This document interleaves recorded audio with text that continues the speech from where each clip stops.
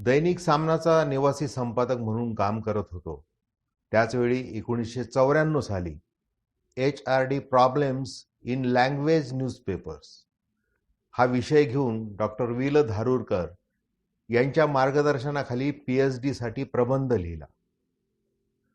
द्वाभ कर्णिक, अरविंद वैद्य, Arvind Potnis, SK Kulkarni, Keshavrao Deshpande, Rajendra दर्डा, संजय राऊत, मनोहर कुलकर्णी, रत्नाकर कुलकर्णी, रेड्डी इत्यादी संपादक, व्यवस्थापक, विश्वस्त, मालक यांच्या विशेष मुलाखती घेतल्या होत्या.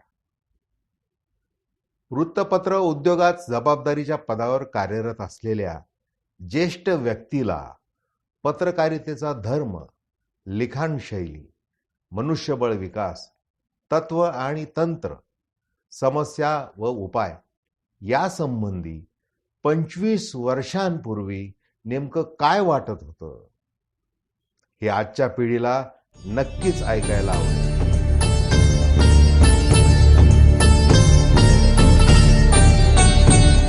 पूर्व काळात हे मराठवाडा साप्ताहिक जे होतं हे जवळजवळ 13 नावांनी चालवलं गेलं. 13 नावांनी, विविध नावांनी, म्हणजे ही लोकांना फारशी माहिती नसेल. कारण व्हायचं असं की हे वर्तमानपत्र का निघालं की त्याच्यावर बंदी आली की लगेच ते वर्तमानपत्र तर लोकांपर्यंत पोहोचायला पाहिजे याच्यासाठी दुसरं वर्तमानपत्र दुसऱ्या नावाने वर्तमानपत्र काढलं गेलं. दुकान स्टॉलवर ठेवायचं आणि विकायचं अशी परिस्थितीच नव्हती. हे बँड नसलेलं वर्तमानपत्र होतं आणि ते छापून आणायचं, हस्ते परस्ते लोकांपर्यंत पोहोचवायचं.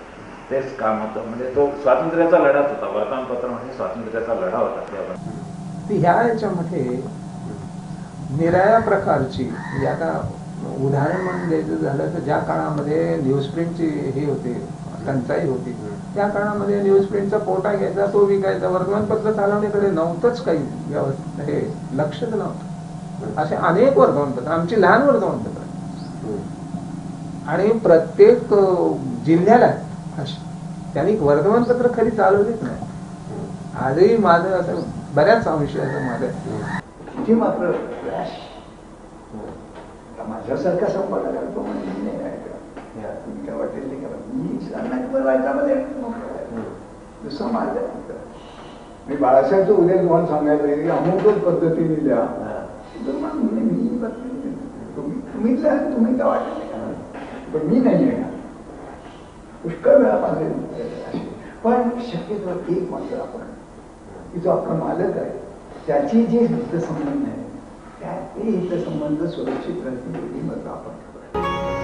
भाग 3 कौशल्य विकास ऐकण्यासाठी हे चॅनल अवश्य सबस्क्राईब करा.